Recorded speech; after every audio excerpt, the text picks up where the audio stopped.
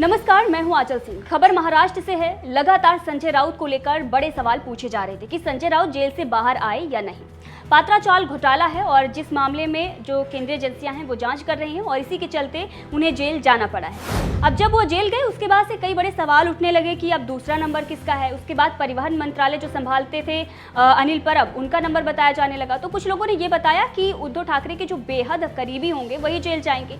उद्धव ठाकरे पर भी कई बड़े सवाल उठने लगे। लेकिन आपको बता दें कि फिलहाल अभी कितने सारे नेता हैं और कितने सारे उस वक्त के मंत्री हैं जो इस वक्त जेल में हैं। सबसे पहले हम बात करते हैं संजय राउत की, क्योंकि संजय राउत जो है वो हॉट टॉपिक बने हुए हैं। लगातार लोग इनके बारे में कमेंट कर रहे हैं। आज ही एक बड़ी खबर आती है कि संजय राउत की जो न्यायिक हिरासत है उसे 5 सितंबर तक बढ़ा दिया गया है। अब संजय राउत न्यायिक हिरासत में 5 सितंबर तक रहेंगे, जिसके बाद बहुत सारे लोग हैं संजय राउत को लेकर ट्वीट कर रहे हैं। संजय राउत का मजाक उड़ाया जा रहा है। जैसे कि आप सभी जानते हैं, संजय राउत जब जेल से बाहर थे तो अक्सर उनकी जो शायरी थी वो ट्विटर पर आती थी। इसके साथ ही लगातार उनकी बयानबाजी आती थी। भले ही बरसात हो या धूप हो, छाता लेकर भी वो मीडिया के सामने आते थे और बातचीत करते थे, जिसका मजाक बीजेपी की तरफ से कई बार उड़ाया गया। देवेंद्र फडणवीस ने भरी सभा में उनका कई बार मजाक बनाया, जिसके बाद संजय राउत ने भी पलटवार किया। सामना में कई बार बड़ी बातें उनके द्वारा लिखी गई।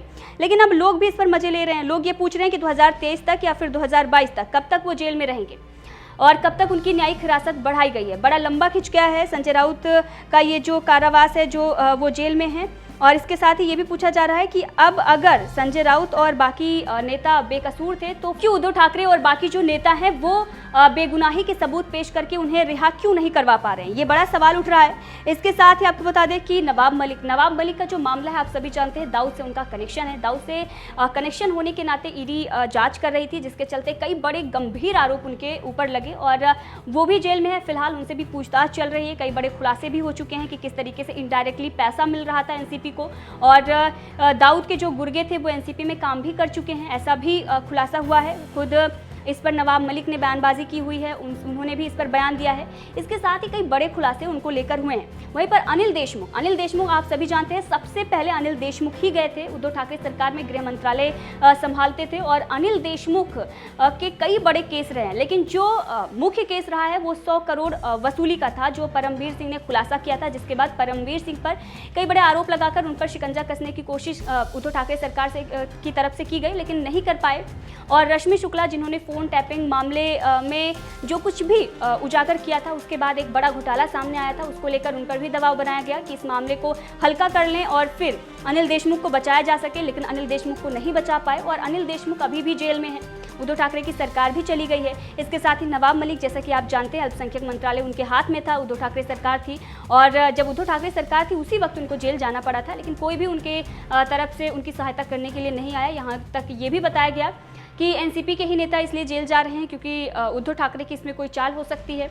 उद्धव ठाकरे की पार्टी को खत्म करने की कोशिश एनसीपी की तरफ से की गई। लेकिन जब संजय राउत गए तो ये सवाल और भी बढ़ गया कि अब एनसीपी ने बदला ले लिया है। अजीत पवार जेल नहीं जाना चाहते और इसीलिए संजय राउत गए हैं। कई सारे जो खुलासे हो रहे हैं वो एनसीपी की तरफ से ही करवाए जा रहे हैं। मोहित कंबोज जो बीजेपी के वरिष्ठ नेता है, उन्होंने कई बड़ा दावा किया कि अब अगला नंबर जो है अजीत पवार का या फिर अनिल परब का हो सकता है। इसके साथ ही संजय पांडे, आप सभी जानते हैं, मुंबई पुलिस कमिश्नर थे। परमवीर सिंह को उन्होंने समझाया था कि सत्ता पक्ष से अगर आप किसी प्रकार की दुश्मनी लेते हैं तो ये आपके लिए अच्छा नहीं होगा। अगर आप सिस्टम से टकराओगे तो चूर चूर हो जाओगे। उनके तरफ से ये बयानबाजी की गई थी और उसके बाद अब वो भी जेल में हैं। तो मोहित कंबोज जो हैं वो लगातार इसको लेकर सोशल मीडिया पर एक्टिव रहते हैं। वो संजय राउत को लेकर, अनिल देशमुख को लेकर, नवाब मलिक को लेकर जो भी अपडेट आती है वो साझा करते रहते हैं। और इसी के साथ कई सारे मीम्स भी बनाए जा रहे हैं जो हम आपको नहीं दिखा सकते हैं, क्योंकि कई तरह के ऐसे मीम्स हैं संजय राउत को लेकर जिस पर आपत्ति हो सकती है। लेकिन इसके साथ ही संजय राउत को लेकर बहुत सारे कमेंट आ रहे हैं। अब इस पर सुषमा नाम की एक यूज़र लिखती हैं, देख रहा है विनोद, एक तथाकथित कट्टर ईमानदार पार्टी के 2 भ्रष्ट मंत्री जेल में हैं और तीसरा जाने वाला है।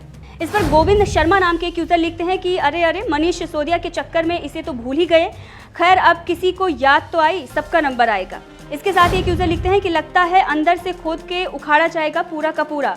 इसके साथ ही कई और भी लोग हैं जो सामना का शीर्षक था जब कंगना रनौत का घर टूटा था, उखाड़ दिया, उसको लेकर तमाम तरह के कमेंट, तमाम तरह के ट्वीट किए जा रहे हैं। बहरहाल बड़ी खबर यही है कि संजय राउत 5 सितंबर यानी कि शिक्षक दिवस तक वो जेल में ही रहेंगे, न्यायिक हिरासत में रहेंगे। और इसके साथ ही बाकी जो भी नेता मंत्री जेल गए हुए हैं, चाहे वो एनसीपी के हों या शिवसेना के हों या फिर पुलिस कमिश्नर हो, वो अभी तक बाहर नहीं आए हैं। तो सवाल सबसे बड़ा यही है कि अगर वो निर्दोष हैं तो फिर वो बाहर क्यों नहीं आ रहे हैं। अब पुख्ता जो सबूत बीजेपी के पास थे उन्होंने पेश किए, देवेंद्र फडणवीस ने भरे सदन में चुनौती दी थी और अब लगातार एक के बाद एक नेता जेल जा रहे हैं। अगला नंबर अनिल परब का होगा या अजीत पवार का होगा या उद्धव ठाकरे का होगा, कमेंट करके जरूर बताएं।